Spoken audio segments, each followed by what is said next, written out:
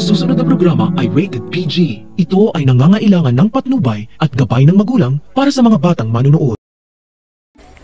Nalagay sa panganib ang buhay ni Trixie matapos tumama ang kanyang ulo sa matigas na bagay na muntikan na niyang ikamatay dahil ito sa sobrang kalasingan niya.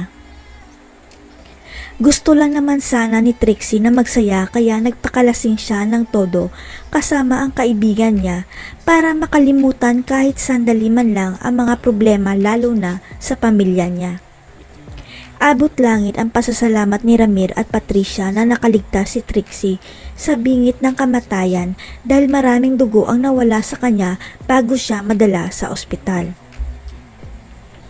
Nagulat na lang si Trixie nang magising siya na nasa ospital na siya at dito niya napagtanto na muntikan na siyang mamatay kaya ipinapangako ni Trixie na magbabagong buhay na siya. Ito ang dahilan kaya biglang naging mabait si Trixie sa daddy niya at pinayagan niya ito na lumabas dahil napagtanto ni Trixie na maikli lang ang buhay sa mundo para magalit.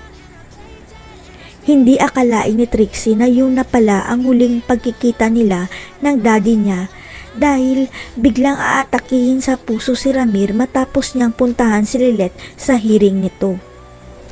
Ang gusto kasi ni Ramir personal na makausap si Lilet para masabi ang totoo na si Meredith ang tunay nitong ina kaya lang hindi siya nagkaroon ng chance dahil inatake na siya.